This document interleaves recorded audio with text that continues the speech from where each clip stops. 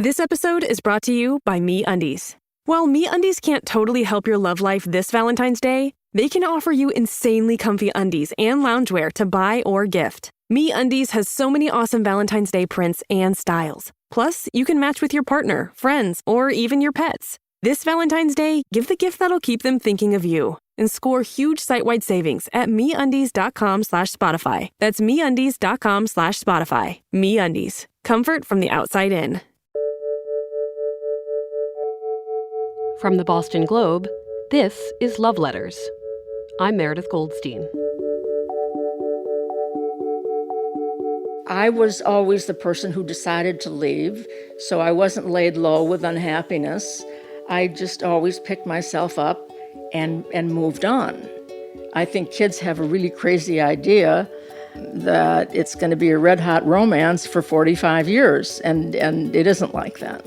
Like what's the longest red-hot romance anybody can expect? 3. Okay. That answers the question about that marriage.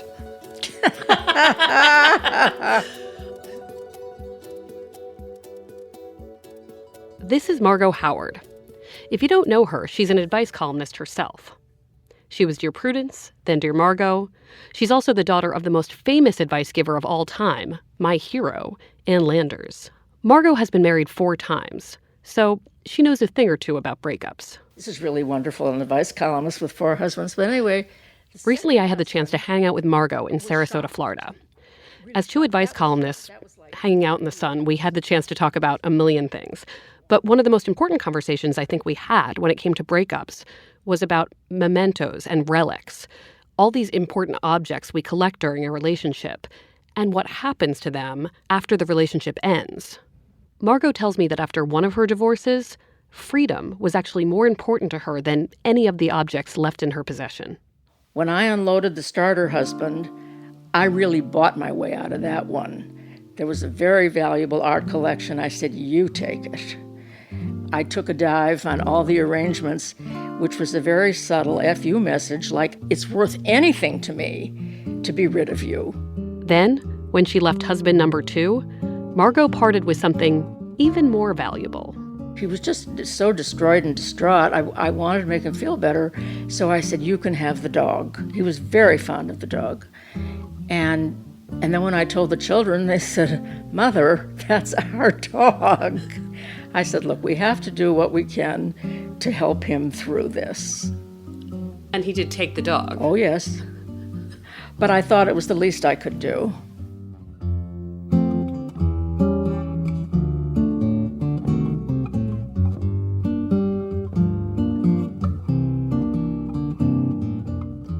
This is one of the many reasons Margot is my idol.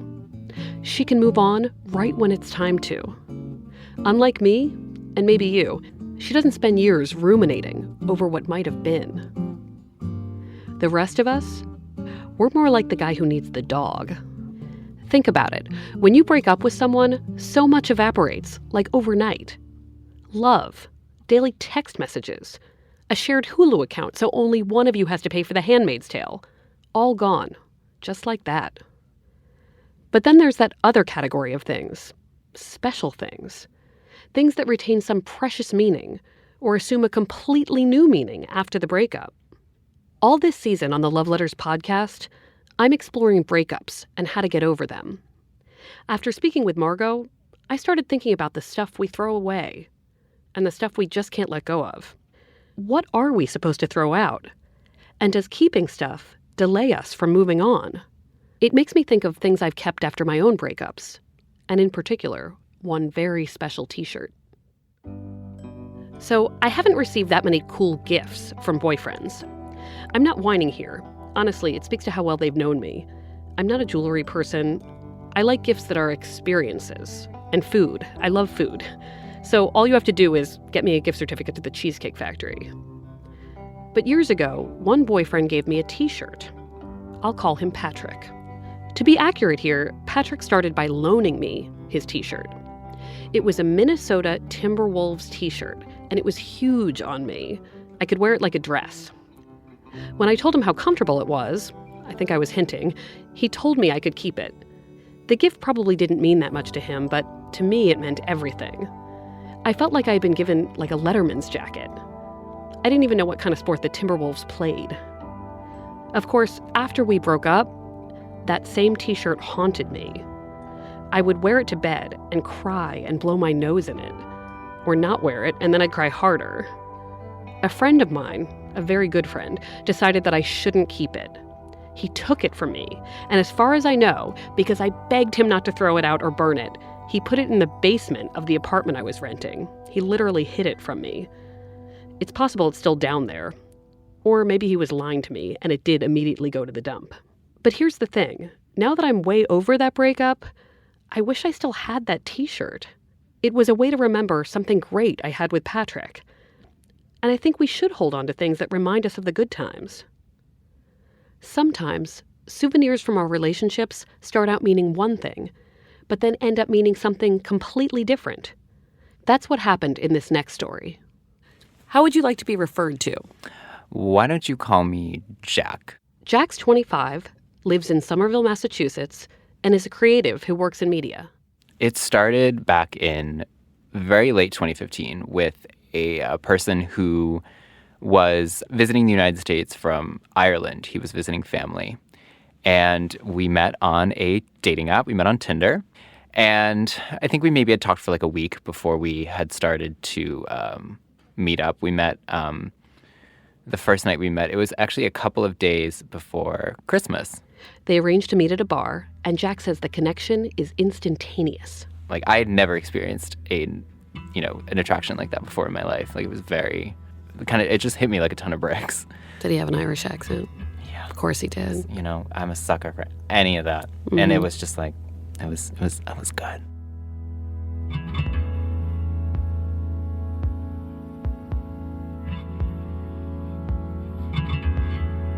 They have some drinks. They have some more drinks. They go back to Jack's apartment. He's infatuated at this point. I think we were just laying on my bed or something, and we were talking about where we wanted to go. I had mentioned that I wanted to travel, and we were talking about places that I wanted to go, and I told him that I wanted to go to Paris. And so maybe about 5 minutes later, as he's getting changed, he he pulls a €5 note out of his wallet and wrote on it. The note says, "For coffee in Paris." To Jack, this is a promise. One day, they will sip espresso together at a cafe in the Marais. A moment like that, like I was just like, I was floored. Like it was completely just like out of the blue. Like, really? Wow.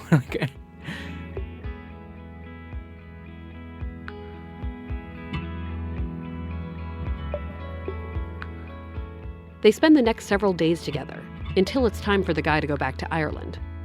After that, they stay in touch on the phone for a few months. They FaceTime. At some point, the guy tells Jack he's about to take a trip to Kenya.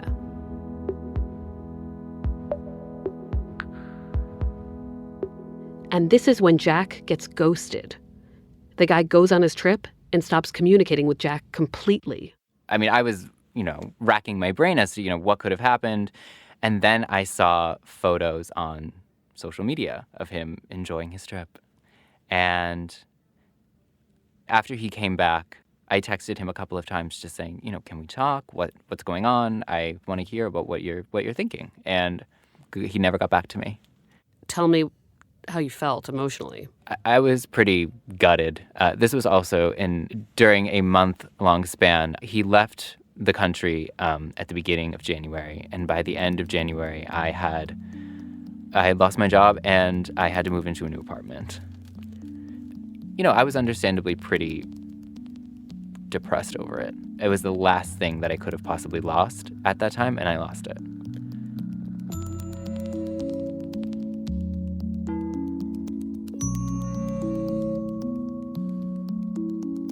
At this point, though, Jack still holds on to the euro note. A year goes by and still no word. Jack can't quite shake what happened. His friends push him to get in touch with the guy, that he should demand some kind of answer. I texted him and I said, basically, listen, I deserve to know what happened. I deserve to know why you did what you did. And, I'm not necessarily mad at you anymore, but I do need some sort of explanation. And about probably 12 hours later, I got a text explaining that he was scared.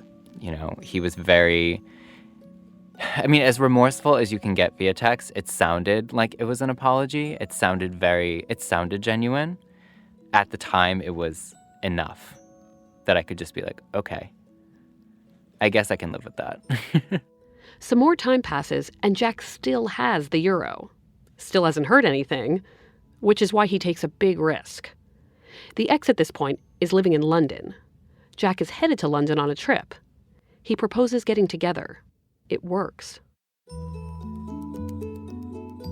He replied and he said, absolutely, I'd love to see you. Why don't we, once you get here, we can take it from there. And I said, okay. And so I got there and we had connected. We had spoken, we had ended up speaking on the phone for the first time in over a year and a half. It was the most surreal thing ever to hear his voice again. It was exactly like I remembered it.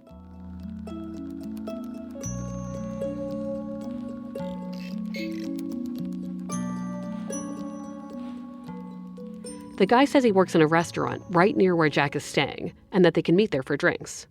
His ex even makes a special reservation for lunch. Day comes, I can kind of replay it in my head, the moments of sort of getting ready, and I remember taking the bus and then getting on the tube. It's like that Bill Murray movie, Groundhog Day. I can just replay it in my head. That 2-hour span. I am more nervous than I've ever been for anything in my life.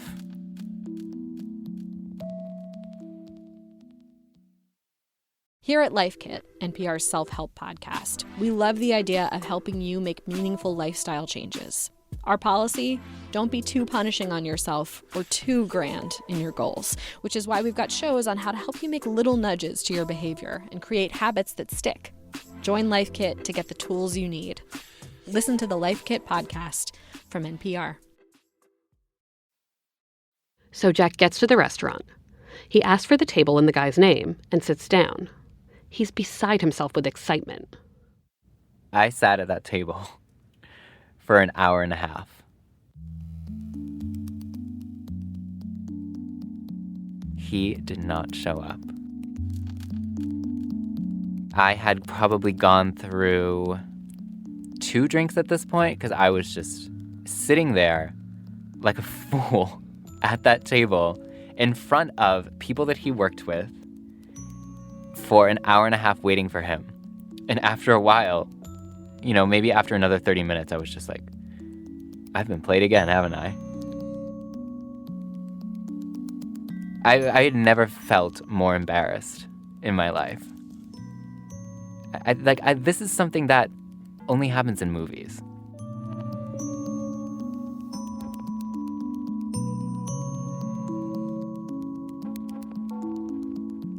So after that lunch that never came to be, did you ever reach out again? Yeah. I was feeling a little ballsy, and I was, kind of just fired up in terms of emotion, and I did something pretty out of character, and I just kind of sent this one last, manifesto text. Will you tell me what the text said? Well, I need closure at this point. I know. Well, don't we both? I won't read the whole thing because it's a pretty long-winded text. But, I basically was just like, listen, given your track record, I shouldn't have been surprised as to how today turned out. I just wanted to let you know that I hope that you never experience the disappointment, the embarrassment, and the anger that I felt waiting for you at that table like an idiot. Jack never hears back. But at this point, he really doesn't need to. When I spoke with Jack, we talked about his brief, dreamy relationship and how it had changed. And I wanted to know more about the euro and what it meant to him now. Why did he keep it? Do you have the note with you now? I do. Can I see it? Yes.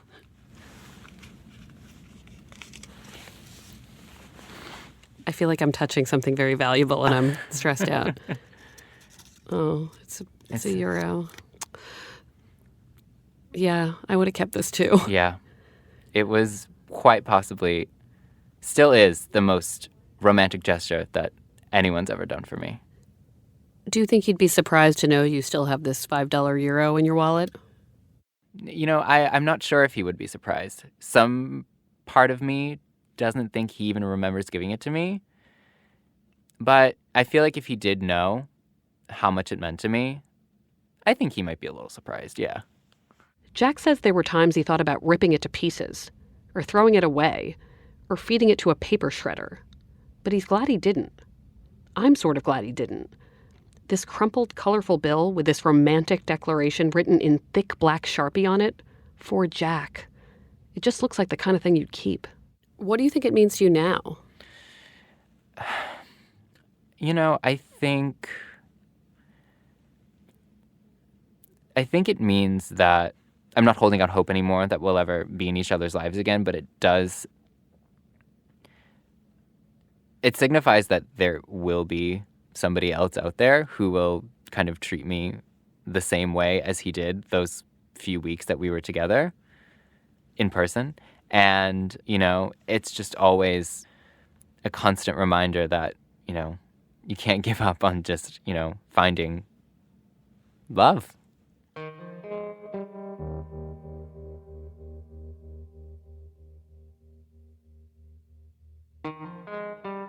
I think by keeping it, it has made me a stronger person in terms of my attitudes towards relationships, and is turned from, at first, an optimistic object into a more pessimistic object, and then back into an optimistic object again.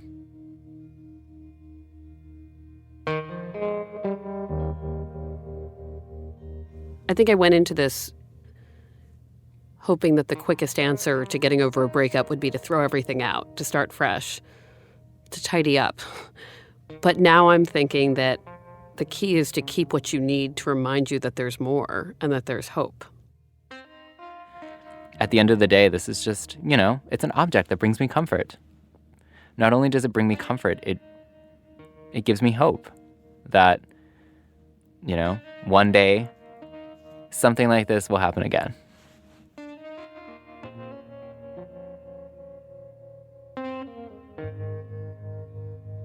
Thank you, Jack, for showing me what's worth keeping. I'm glad that I could do that, Meredith.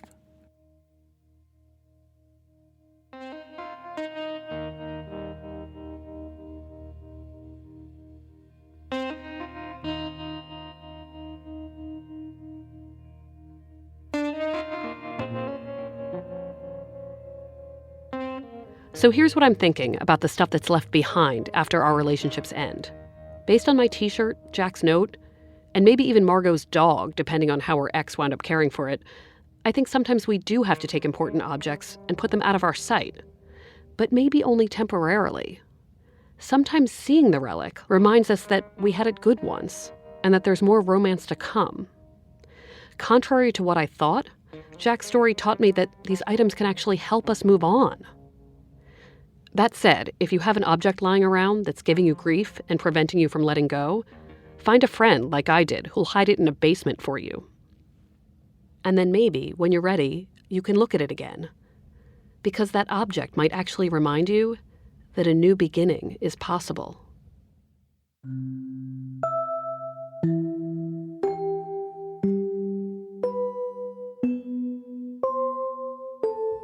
Love Letters is a production of the Boston Globe. The podcast is produced, edited, and engineered by Amy Padula. Audio mixing by John Jenkins. Music by APM. Our executive producers are Scott Hellman and Janice Page. Special thanks to Joseph Tavares, Linda Henry, and Brian McGrory. So just like I do in the column, I want to hear from you guys. What do you think? Do you keep relationship relics? Send us your thoughts at loveletters@boston.com. On our next episode, I'll explore extreme breakups, whether doing big things like cutting your hair or climbing Mount Kilimanjaro can help you move on. Be sure to subscribe to Love Letters on Apple Podcasts, Stitcher, Radio Public, or wherever you get your podcasts. We're online at loveletters.show. And of course, if you like us, leave us a review on Apple Podcasts. I'm Meredith Goldstein. Thanks for listening.